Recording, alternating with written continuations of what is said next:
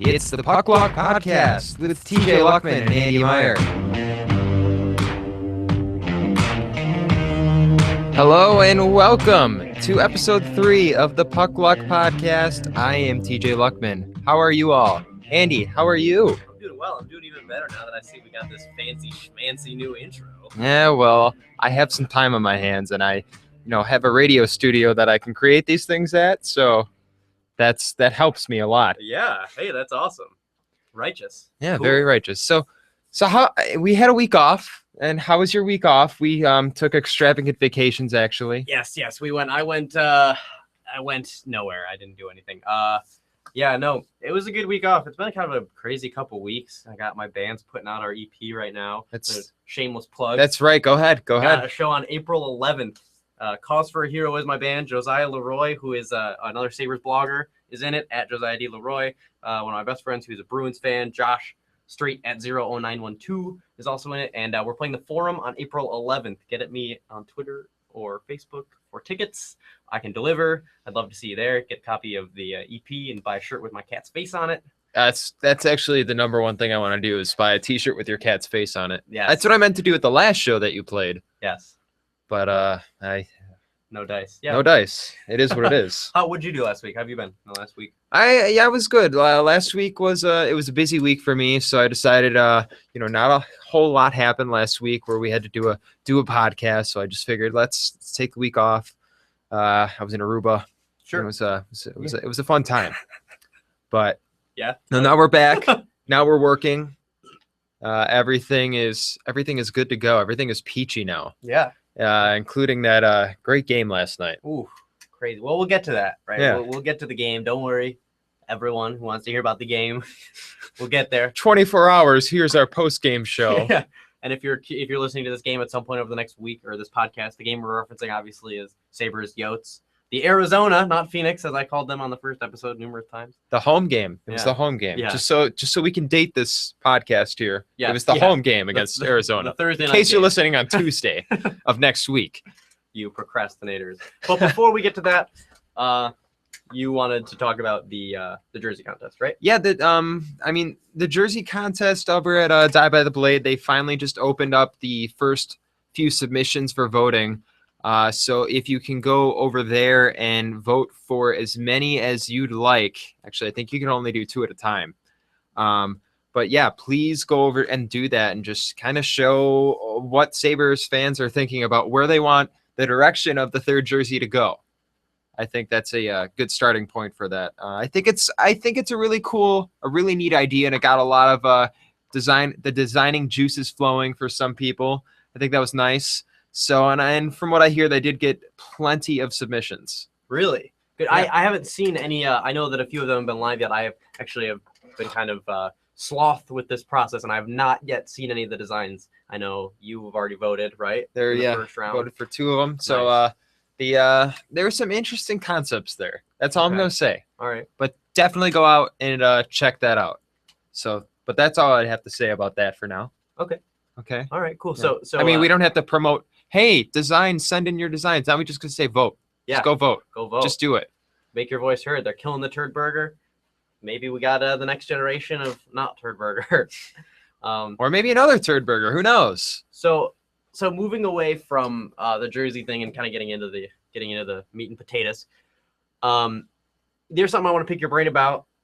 As we mentioned about a minute and a half ago, the Sabres had the pivotal game against the Coyotes last night. It was crazy, one of the craziest home games the Sabres have ever played because of the weird atmosphere where fans were cheering for the other team and they made national headlines. The Sports Center was talking about it and all this stuff. And you were there. I was there. So I was there. Andy, it was one of the weirdest things I think I've ever experienced. I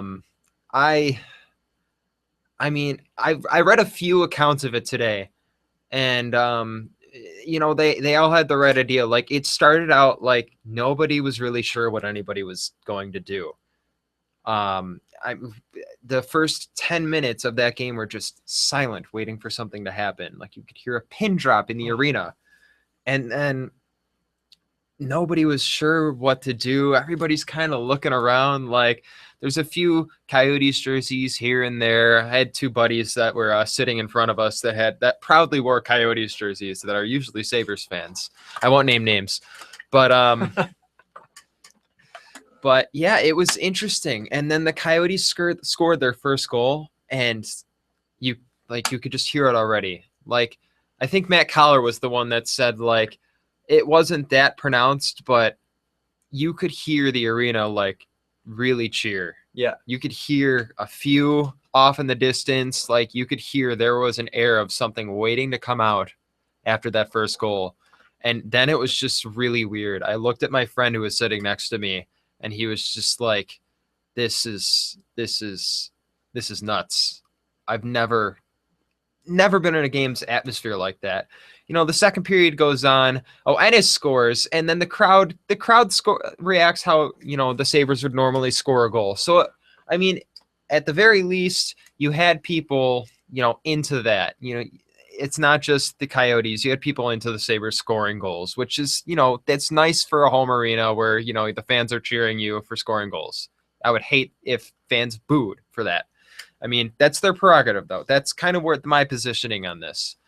So second period comes around, a few goals interchanged between the few teams. Fine, whatever. The Coyotes come out of the period with the lead. The second two Coyotes goals, I don't really remember much, like thinking, oh, you know, this is just like the first goal. That's fine. The third period, that's when it really started to get really, really not creepy. I don't know what the word, weird. I keep using the word weird, and that's the best way to describe it. I've never seen that for a home team.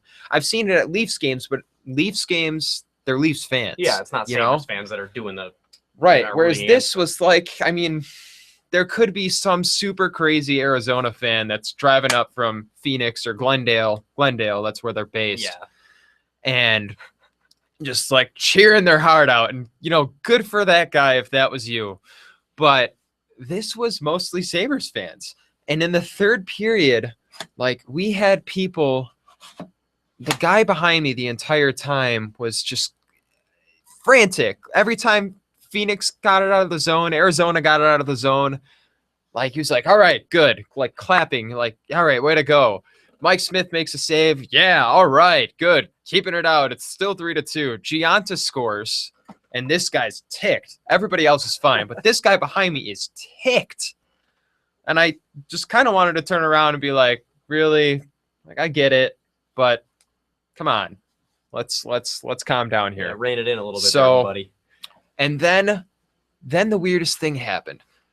Smith was making saves, and people were like cheering about it, and like, oh, like the same oh that you'd get from Matt Hackett making a save in any other normal circumstance was the same oh that Mike Smith was getting on the other end. And it was just so weird.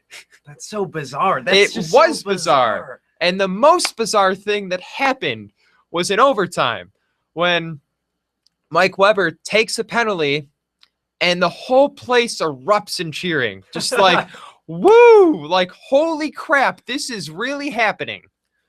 And then Arizona's playing around with the puck. They win a face-off. Shane Doan gets it over to Sam Gagner. Sam Gagner shoots the puck, and the place explodes as if the Sabres had just scored a goal. It was so weird. You had Sam Reinhart jersey guy right in the front row. It's clear as day on the TV replay. That guy stands up, and he's just pumped. That guy loves it. That's so crazy. It was so weird. See, there's no other way to describe the atmosphere of that game other than I've never seen anything like that, and it was weird. It makes me wonder what it was like back in like 84 when the Penguins were tanking to get Mario freaking Lemieux. But like, really, the weirdest experience of a Sabres game I think I've ever had. Yeah, so I texted you yesterday saying that there was a chance I was going to go to the game. I didn't end up going.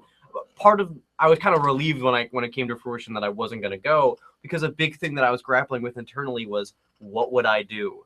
And I kind of came to the conclusion, there's no way I'm cheering Arizona goals. Not that I condemn it, or really anyone else for it, because honestly, fans it's your own prerogative. You can do whatever you want. You're paying the money. There was a lot of don't go to the games I saw from some media members today, and that's just it's kind of like, you know what, they're paying the money. The fans are paying the money. I'm paying the money. Like, I guess let me do what I want. My prerogative sitting there yesterday was I'm just, I'm not going to react to either goal, any team's goals. I'm just, the Sabres scored. I'd stand up, I'd clap, like, cool. Ennis's goal was awesome. Ristolainen's goal was amazing. That was a great shot.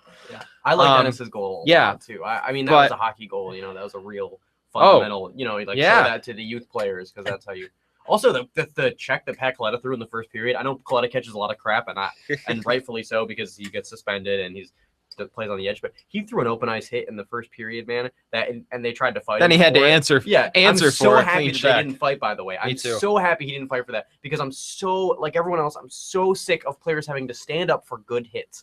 You know what I mean? If a dude gets crushed in center ice and it's a clean hit, it sucks to suck, bro, but he got crushed. Like, that's all there is to it. You don't get to fight someone because they threw a clean hit.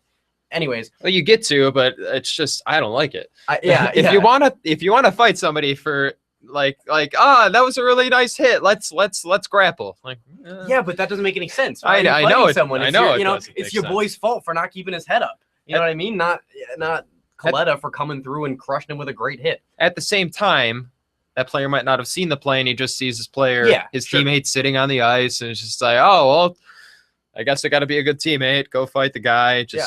I'm with you, though. I think I'm sick of watching clean hits have to be answered for. Yeah. So where was I? Anyways, stand up, clap for Sabres goals, whatever. I wasn't wooing or anything. Arizona goals were hard, because in my mind, I'm like, oh, this is what we want. But, okay, they scored. The third Arizona goal, I caught myself. I fist pumped. I fist pumped in my seat, and it was weird. It was so weird. There's no other way to describe that game. But, I mean, I tried to be so even-keeled for that game, and I did a good job. I even for the overtime goal, I sat there and was like, this is what we wanted. It feels, to some, it might feel wrong, but this is what we wanted. And unfortunately, for those that feel bad about it, this is unfortunately how it has to be. Yeah. If the end goal is wanting Jack Eichel with the 20% chance at Connor McDavid, then that's. And you have to stay the course. I spent a good chunk of my free time today reading articles about and over the past few days, about the ethics of cheering your team. And Tim Graham had a great long form piece. It's great that Tim Graham's back on long form, by the way, because Tim Graham is an amazing long form writer. But he had a great long form piece about the ethics of tanking, and he spoke to people that are ethical, actual philosophers. Notice how he didn't have anybody from really the other side, but I digress. But it was still a thought-provoking piece. And then I read Ken Campbell's piece today about why the Sabres fans should be allowed to cheer when Arizona scores, and I thought that piece was awesome. I'm not really neither here nor there with the hockey news. Ken Campbell is all right. I don't really know. It was weird because in one. Literally at a link to the bottom of the page, you could have clicked on another article by Ryan Kennedy that said Sabres fans don't cheer when Arizona scores. And then you have Ken Campbell saying Sabres fans, it's okay to cheer when Arizona scores. That right there is the perfect dichotomy of what this whole situation is. And it's to me, it's just your prerogative. You can cheer when they score. You don't have to, whatever. I don't really care. My biggest thing is we've come this far in the tank to give it up now. And I just can't fathom losing it at this stage. So I was happy to see, obviously, that Arizona won. But another big thing is that, people saying that you're rooting for the team to lose is not true at all. And I heard multiple callers on WGR say, I heard multiple callers on WGR say that it's very short-sighted of fans to root for the team to lose. And it's actually the opposite. It's short-sighted of the fans to root for them to win now. It's good perspective to root for them to lose now, because that means winning in the future if everything works out. I'm not saying it's that easy that, we'll just draft this guy and we win. But, it is not by any means a short-sighted way of thinking. It's the exact opposite. The one thing I don't want to do here, I don't want to tell a fan how to root for Yes, the team. I That's agree. my biggest thing, and that's a pet peeve of mine. I mean, Bucky Gleason this morning, however you feel about him, I mean, he had his column. This is what he wants. We're talking about him.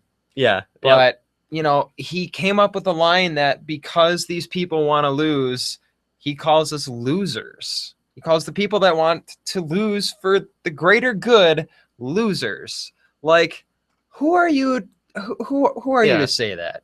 Like, because he goes on to be like, oh no, I get what's going on here, but I am so above that. Like, who cares? Apparently, all of us that freaking Reddit do, because now we're talking about it, and that's what they want. yeah, it clicks.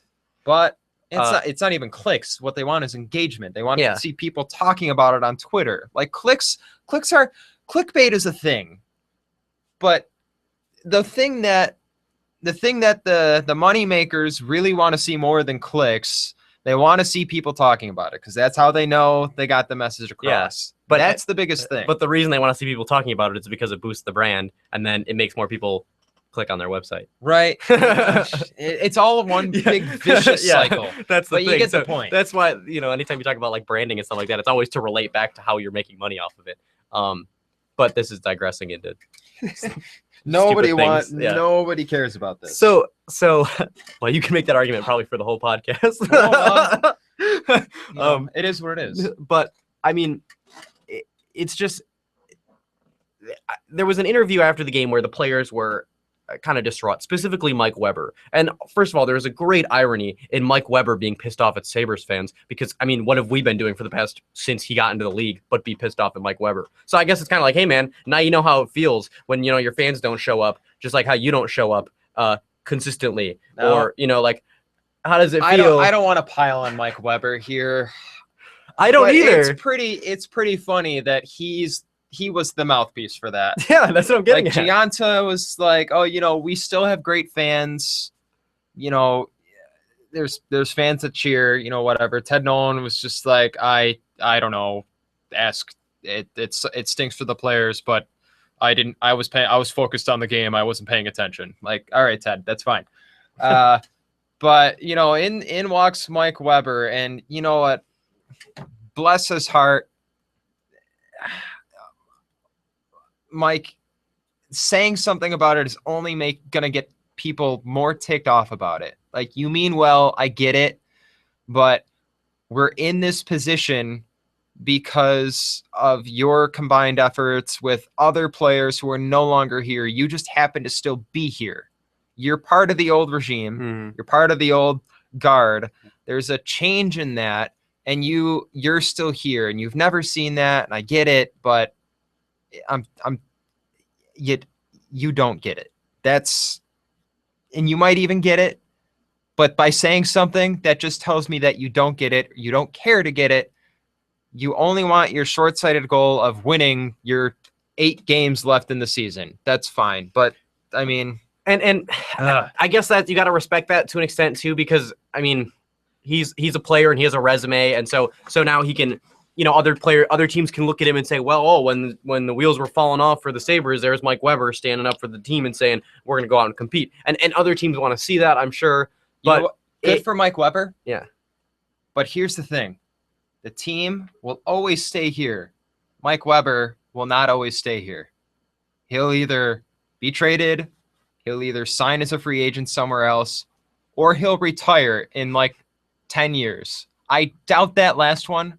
But my point is, the fans in that building are fans of the team, of the organization. They're not fans of the specific some of them are fans of the specific players. Some of you are Mike Weber fans, and that's fine. How is Personally, just mind-blowing. Personally, I'm not a fan. But you can the fact of the matter remains, the team stays here.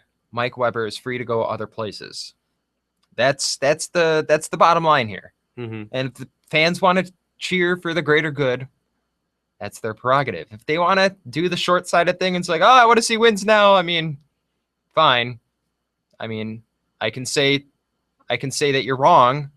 We're both free to Sure, think and they can these say that things you're about wrong. Yeah. this, but that's where I'm at. I mean, no one can say that I'm wrong. I'm never wrong. We go over this by every week. We go over this. I'm never All right, wrong. listen, if you say this one more, we're gonna have to shut down the podcast soon if you keep saying these things. What, that I'm never? It's the truth. Somebody's gonna come back saying that you're wrong, and I'm gonna have to shut it down because I've lost all my credibility with this podcast because of you. Don't act like you had any credibility coming into the podcast. Fair enough. As soon as you agreed to do a podcast with me, that's pretty much when your credibility was in the crapper. So I just want to backtrack to this Ken Campbell article thing real quick and get to why I started talking about Mike Weber. So Mike Weber said he was frustrated. And Ken Campbell brought up this amazing point in his article. I screenshotted it and I tweeted out a picture of what Ken Campbell said. And I won't read it verbatim, but basically Mike Weber's frustrated at the team right now. You know, how about the Sabres fans? How about every single fan? Every single one of us, despite the fact that you think this has been an exciting season, which I do because we're being talked about and it's fun to do this, even though we're losing, whatever. Or if you think this is the worst season in Sabres history, which technically it is, you know, everyone's frustrated because you're either frustrated that it had to get to this point or you're frustrated that it's at this point. But regardless, you can draw frustration from somewhere. So for Mike Weber to sit back and say, oh, we're frustrated as players, that's all well and good, but we, the fans, have been frustrated for 6 years, 7 years, 10 years, 40 years since the team was incepted. And now for you to sit back and say because one game, because the fans showed up and they rallied around something to be excited about, that you're frustrated, I get it. And I get that it's your right as a player and probably your cliche to say that. But that doesn't mean that I'm not going to sit here and say that I'm really, really critical of the fact that you said that you're frustrated. And I get that. I would be frustrated too if I was in your position. But we've sat through dud teams. We've sat through teams that have gone farther than they should have. We've sat through players being overvalued. We sat through those overvalued players being shipped off because they were overvalued. Now we're in a position where we're trying to get a generational player, but we're still frustrated because we still might not get that player or even the consolation prize of that player, who, by the way, is also generational. So yeah, you might be frustrated, Mike Weber, but so is your boy sitting right here. I'm pretty frustrated too. Generational is a funny word. Yeah, it is. I was on a roll, so I just wanted to spew it out. You're not supposed to have two generational players in the same kind of draft. Contradictory. Yeah. Okay, elite. Above average. We're doing this live, so that gives us the advantage to read tweets live. Yeah, tweet at us. Seriously. And I'm reading through all of them now, and I like that Husaria on Twitter. I actually am not sure how to pronounce that. I'm sure I'm right about that, but that's the way it's going right now. I met him last weekend, by the way. Yeah? His beard is amazing. Is it better than mine? I don't want to say yes because we're in the same room right now. We're gonna have a beard off. So yeah, we're definitely gonna have a beard off and probably throw JoJo in there too. But, his beard is. But Tom's beard is just through the roof. Sarah's a sweetheart as well. I met Ryan Wolf finally. He's a great guy. Joe Yurden's he's pretty cool too. Yeah. But I was invited to this and couldn't make it. But getting back to Husaria, he tweeted at us the link to a Bucky article from 2013, which is exactly what I was thinking of, where he basically says like this team's gonna have to be bad and get top level players. And the final paragraph of that article is one of his like be a GM for a day articles, which are just always wonderful. Yeah, I'm gonna read it aloud real quick. Yeah, do you sure. mind? Go ahead. The general manager should be doing what's best for the team. If the team is going nowhere, you plan for the future. Regier talked about creating a new foundation starting with the Gaustad trade. Regier didn't know how to properly guide his team to the bottom and thus increase its chances for the top pick overall. And thus increase its chances for the top pick overall. Carry on. I'm not interested in getting into like the hypocritical side of that, because I mean, I'm sure plenty of people have already tweeted at him, whatever, emailed them if he still even looks at that anymore. I'm sure that's already been like a thing that he's looking at and has his own answer for that. I'm sure he goes, yeah, that's what I wanted, but not like this. Like, I'm sure that's a thing. And that's where I'm ending that, because I just quite frankly don't care how he spins it. So anyways, that was that last night. That was the atmosphere That was how weird it was. Way too weird. So weird. Oh wait, hold on. Someone's a Mike Weber fan. Oh, it's Melissa. Melissa's It's a Mike Melissa. Weber fan. That's why. Melissa. That's why. No. That's no. That's why I wanted to calm you down for a second. Oh, but 'cause I know love she- Melissa. She's a great fan about everything else. She literally is one of the do best. Do not call out people's fandoms. Not cool. No, Don't do it. no. That's not what I mean. I mean, I really respect her and I love her opinion. I think she's awesome, and I can't believe that she's a Mike Weber fan. Mel, no. Okay. Sorry, I'm okay. sorry. I didn't lose any respect for her, and I still respect her immensely. As you should. I'm sorry for getting so worked up. As you should. That's kind of a bummer. Okay. So we've covered the game. You have to get off this. You have to get off whatever you're on right now. What about Mike Weber? You Yes. can't get me started about Mike Nope. Weber. Just stop. Quit while you're ahead. I'm not. You're not even ahead. Yeah, I'm pretty far behind right now. So, so we went through the game. The jersey thing at Die by the Blade. Hey, if you guys have any comments about if you were at the game, if you have anything to say, whatever, feel free to chime in. Tweet at us at Andrew TRW is myself, at TJ Luckman LUCKMAN 550 is TJ. Let us know what it was like to be at the game if you were there. I'd love to hear it. I'm sure TJ would too. We had some great perspectives from writers all over today. Matt Collar, the massive nerd that he is, wrote an awesome piece today about being there in the game. I linked to it earlier. I'm also, I promised this at the last podcast, but I'm actually going to do it this time. I'm going to do a blog post next week with linking all the stuff we referenced. You ready for it? This is what it's going to be called. A link to the cast, which is a Zelda reference. So you're just as much of a nerd as Matt Collar is. Yeah, I've never even played Zelda: A Link to the Past, It doesn't matter. You made the reference. but I love that reference. that so- actually, I'm disappointed that you have never played that, but that's Yeah. beside the point. But I thought the pun was pretty good. A That's link fair. to the cast. So That's just fair. please tweet at us your stuff. I'll include it. We'll put it on the blog. We got to get the blog up and running a little more. I'd love to hear what you had to say if you were there. I know there's a ton of season ticket holders that follow both TJ and myself on Twitter, and then we talk to. So we'd love to hear about it. All right. So what else was it that we wanted to talk about tonight? There was one more thing. I know it. Oh, well, we know want it. to talk about coaching. Of course, coaching. Earlier in the week, there's a lot of speculation around Mike Babcock. Obviously he's the biggest name here. Matt Collar, again, the big nerd that he is, he wrote a big piece about it on WGR's website, just explaining, that Mike Babcock might want to coach Connor McDavid. Like that might be a line of thinking for him. That would be kind of cool. But I think there's going to be a big shakeup in coaching this year in general. If the Ducks kind of get knocked out earlier in the playoffs again, Bruce Boudreau might be coming out. Wow, you think Boudreau will be on the block? I did see something about it today. Darren Dreger earlier, maybe earlier today or yesterday, said he doesn't expect Ted Nolan to be back with the Sabres. Yeah. I think Bob McKenzie said that about last week. Yeah. So, I mean, I've pretty much been operating under the impression that Ted's not coming back. So, fine. Mike, we're talking about the potential for Mike Babcock to not be back with the Red Wings. He has an expiring contract coming up. Todd McClellan's probably out in San Jose, who I really like him a lot. Great dark horse candidate in this whole thing. Bruce Boudreau, I mean, he's done the same thing in Anaheim that he has with Washington, which is not much. Well, another put together really good teams Sure. that seem to disappoint somehow. Sure.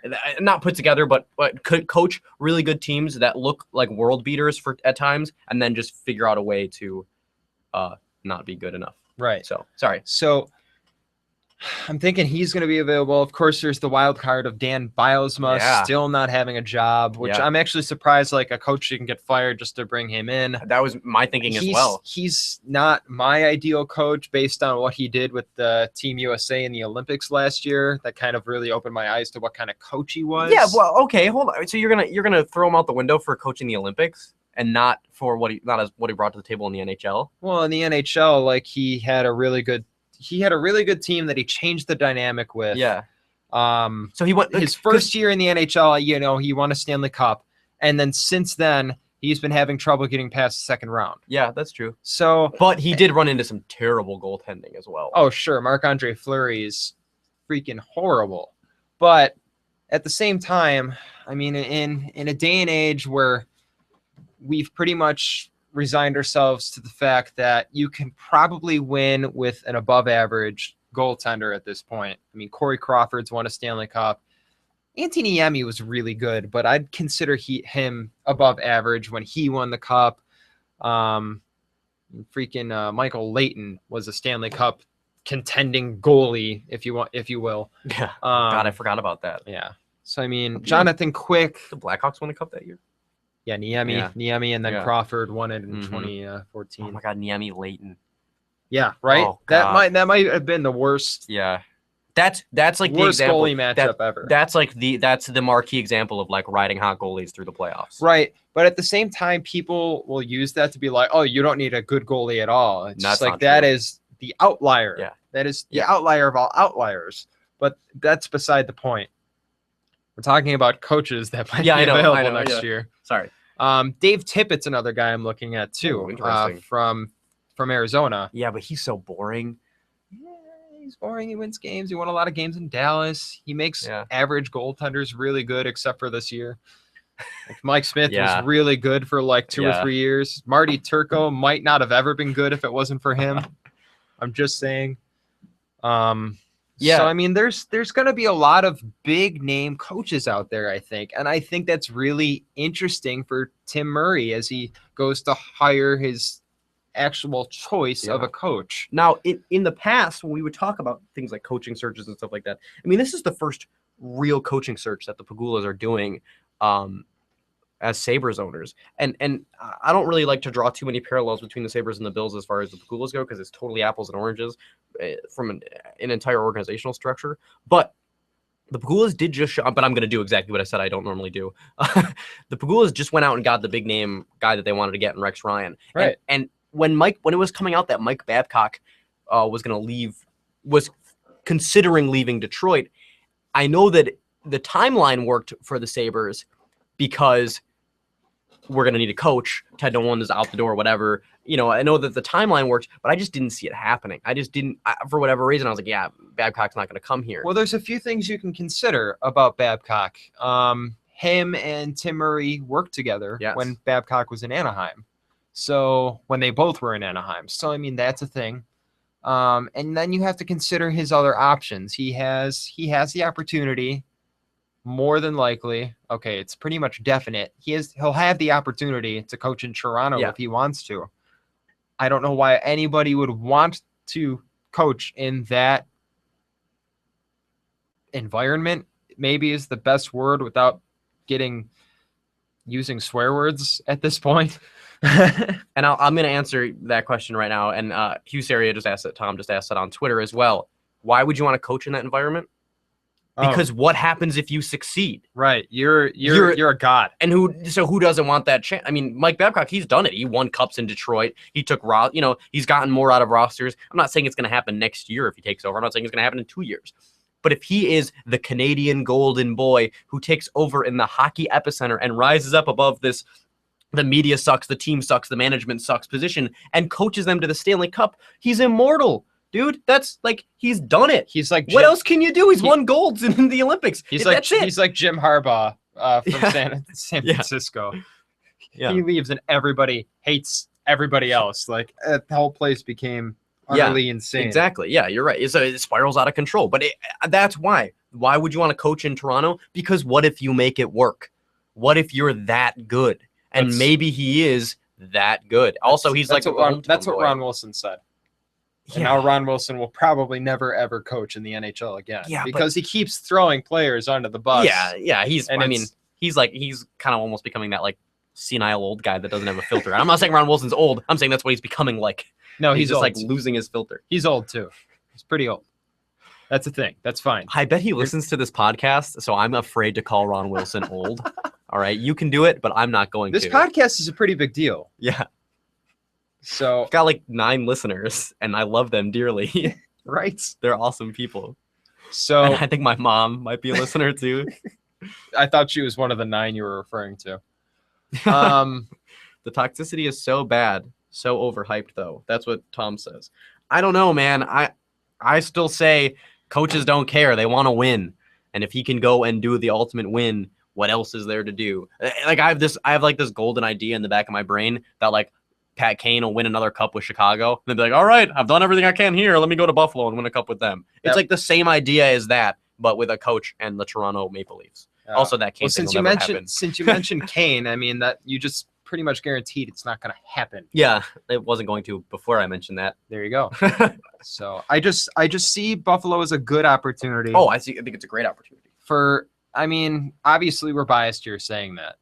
Sure. But I mean, you have a bunch of young kids. You might have Connor McDavid. You'll probably have Jack Eichel. You're gonna have a really good player to build around. What coach is looking at that situation be like, I'm going to lose for like 2 years, maybe 3 years, but eventually I can make that work. Yeah. Oh, yeah. I'll be running it. Well, when another thing to consider, when Tim Murray was named as GM, took over, a lot of writers and everyone in Buffalo already knew this, or a lot of the Sabres blogosphere at least already knew it. When he took over, it was billed as a perfect situation for a GM, a dream situation, because Regeer left him with a lot of resources and he's got a powerful owner, or more so than powerful, he's got a loaded owner, an owner that has a ton of money. So it's a perfect situation because the owner's willing to spend. You've got a wealth of prospects. He had a wealth of picks coming in, and everyone said, and you get to steer the team to the 2015 draft, right? Yeah. It's kind of the same idea with whatever coach we bring in, because now you've got a pretty perfect situation, including the GM who's shown that he's willing to go out and get it done. You need a player, he's going to go try to do it. I mean, the Evander Kane trade was validation for me that at the very least, Tim Murray is going to go out and try and do it. And I think that would be a huge pulling in factor for a coach. Maybe not Mike Babcock, but even some of the guys that I thought might have been unattainable in the past. Even like Todd McClellan, I would think would have been in the past would have been too highly sought after by other teams, and the grass would be greener. Now I don't think that way. Now I think that the Sabres. I mean, how many times do we see a rumor about anyone and the Sabres are involved? We're just throwing our hat involved with not just coaches. No, I agree. I mean, like the kid from Penn State that just signed with Toronto, the Sabres are in there. The goalie from BU, O'Connor, the Sabres name's in there. I mean, we're just like every time there's a rumor, so like Mackenzie's like, and Buffalo's one of the teams. So Evander Kane. Yeah, it's just like that was something that happened so fast because it was like one morning. It's like, oh, Bob McKenzie says this is possible. Oh, it's going down like right now. Okay, it's over. Evander Kane's in Buffalo. Yeah. So why would you? I mean, the Evander Kane trade should have been the moment that opened everybody's eyes and said, oh, wow, everything is possible now. I mean, if you didn't already think that trade should have been like, wow, this is it. We're going for it now. We have a GM that's, his owner says go for it, and he does. Here's my thing with Babcock and Murray hiring him. Babcock is the kind of coach, he's going to be the highest paid coach in the NHL, no question. He's going to want more. He's going to want control over the roster or something like that, which is something that Patrick Waugh has in Colorado. Yeah. And I don't know. I'm not sure. I don't think Tim Murray's the type of guy who's going to be like, yeah, you can have as much power as me, because then something weird's going to happen. Like Tim Murray, to me, seems like a guy, he likes to have the control over things. Yeah. And I'm the type of person that prefers when it's a level system where Tim Murray's the guy that makes the roster decisions. He works with the coach, but the coach doesn't have the final say. But at the same time, you want them to agree on the players that they're bringing in. I mean, I don't know if Tim Murray could handle somebody else. And this isn't an indictment on Tim Murray's personality. This is just how I view him. Sure. I don't think he'd be comfortable with a coach like Babcock, a very, a tenured coach in the NHL, very highly regarded, well-respected. I don't think he'd be comfortable in that situation being a new GM. I don't want a coach to come in and be above GM-TM because I like where Tim Murray's head is at, and I like the balance of power that has been struck right now. Granted, I know that he and Ted Nolan have some falling outs and stuff like that, or not falling outs, but they have some like unspoken about little things where, one does one, like sending Pesek back down and all that stuff. But you look at what they have in Colorado, where Patrick Waugh is the assistant is the vice president of hockey operations and the head coach, which means that sandwiched in between his two roles is the GM. And that's just mind-blowing to me that the GM has to report to the coach, but also is the boss of the coach, right? Yeah. Isn't that how that power structure works? Could he fire the coach? I don't know. Could he fire? He could probably fire him as coach, but then is he still on as Vice. VP of hockey ops? That's a weird situation. Yeah. I So- personally, I don't like that position. That position seems, maybe it's because of LaFontaine's Yeah. time here, but that position just seems, I don't know, useless. That's the other thing with getting to LaFontaine, and then we should talk about the thing that Ryan mentioned as well. Oh yeah, I But- was gonna get there without Yeah. Ryan's help, Yeah. but since he mentioned it, yeah, I'll get there. So before we get to that though, all I can think about when I think about like putting an assistant GM or putting a coach over a GM and like having like Babcock having power, the image that's burned into my brain is Pat LaFontaine's going away press conference. You know, his like announcing that he's leaving the organization, or they're announcing that I don't think he announced. No, they announced that he was They leaving. announced it. Yeah. He didn't say. And there's Tim Murray just off to the side, just standing there. And it was like, everyone was kind of like, who is this guy? Like, what is this evil genius that the Sabres have? But that's all I could think about when I think of someone getting, because I would like to think that part of the reason why LaFontaine stepped down was because he didn't have the power that he thought he would over Tim Murray, right? Wasn't that a thing? That was a rumor. I don't it's know if a it's rumor. true. There's a non-disclosure agreement, so Yeah. we'll never know. Even if it's not, I think we can assume. yeah. But yeah. So, anyways, getting back to coach stuff, I don't think that's something that Tim Murray would be comfortable with. I think, and this is what Ryan Wolf is saying to us on Twitter right now, I think that Murray's going to bring in his own guy. He's going to bring in an upcoming coach that's going to be able to work with young players. Luke Richardson is the name. I think his name was said to be the worst kept secret for Buffalo hiring a coach in 2015, 2016, is that Murray would hire his guy that he hired for AHL Binghamton for the Senators. He would hire Luke Richardson. And Richardson's, by the way, people have come calling for Richardson. He's just his family's in Binghamton, and he's been waiting for his daughter, I think, to finish high school before he left. So he's had offers, but he's turned them down. It's interesting. Yeah. Because I mean, Binghamton isn't that far. No. It's like not even 4 hours from here. So I mean, he could. It wouldn't be an ideal situation as a coach because he'd pretty much have to be in Buffalo all year. But at the same time, I think could next year he would be available. Like I think Yeah. that's when I think the time frame works out perfectly that his Okay. daughter would be all graduated. I haven't looked into that all that much, so Mhm. I probably should have. But No, I know. but very I mean, little I know about his Richardson. name has been tied to the team for quite some time.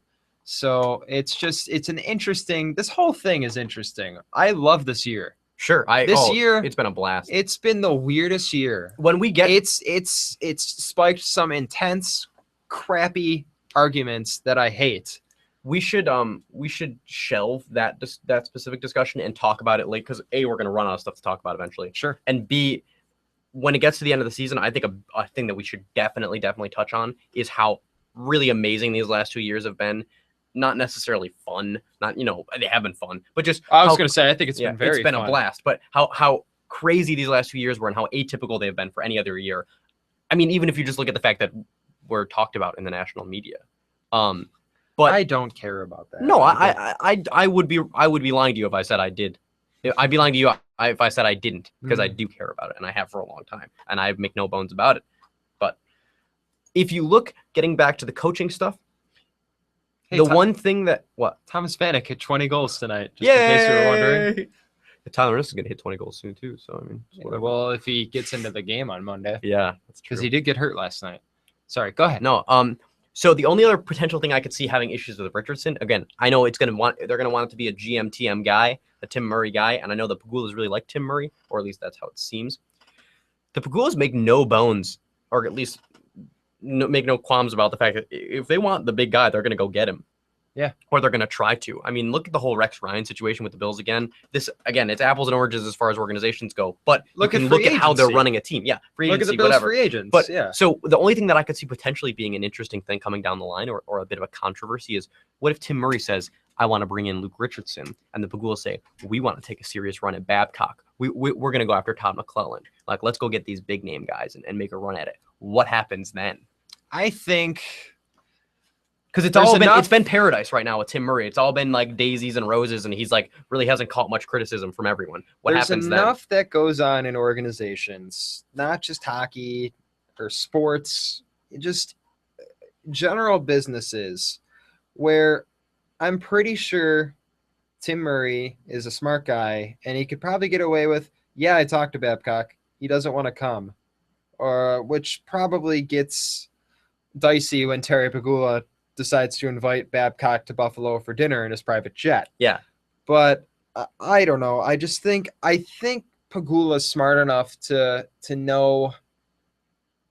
I think Pegula, he had a rough start, right? Sure. Can we say that? Oh yeah, definitely. It was some growing pains. You know, he told Darcy to go out and sign Billy Leno, and because he couldn't get Richards, and that became a thing. Yeah. But then there was the Ehrhoff thing, which personally I think I liked Ehrhoff. He'd be bad for the tank, but I think it was a mistake to let him go. Oh, I love Christian Ehrhoff. I thought that he was so. My mom didn't like Christian Ehrhoff, but I liked Christian Ehrhoff. Well, we're gonna have to bring your mom on as a guest, so we can just go through all the players and stuff that she liked. But no, I mean, I think Terry Pegula knows when, if his GM says, I don't know, we can try it, but if he asks for this, I'm not sure I'm comfortable with it. And I think the Pegulas would be like, we trust you, Tim. I think the Pegulas do trust him. You hope so, and I hope they trust him as well. But I mean, they're the owners, man, and they don't really mess around. So I would really say, I don't know. I would say I could see a potential rift. I won't be surprised if down the line there starts to be little inklings about it. It'd be a really interesting story if the Pegulas wanted one guy and Murray wanted another, and the Pegulas kind of say, you know, tough shit, buddy. This is who we want to go with, and I'm just curious what would happen in that situation. I'd like to think that they say, you're the hockey guy, you grew up around it, you're from the hockey family, you know what you're doing. Go get the guy that you think will be successful. But I'm just saying it's something to think about in the back of your mind. In that hey, maybe this shakes out like this. In that situation, there's the structure is there for a reason. The owner hires.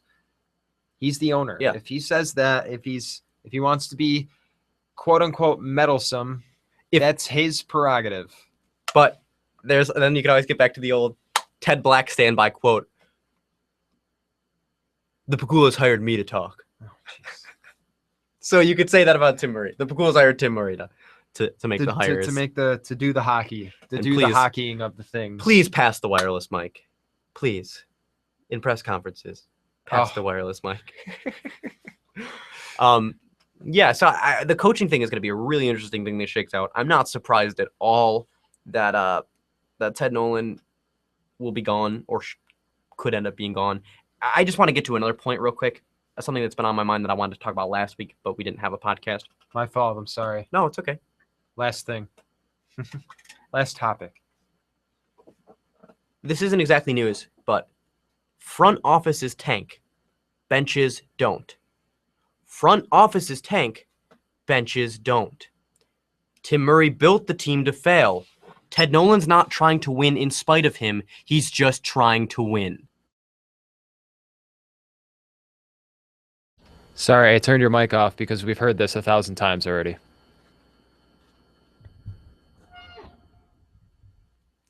But it's still being talked about, and that's what I'm getting at. So last week there was. So you're continuing the conversation. Yeah, what else do we exist for? We're not Mavericks. We're not going to bring up new stuff. Hey, I just brought up this whole scenario wherein the Pegulas and Tim Murray get pissed off at each other, and no one's been talking about that. So take that and shove it in your beard.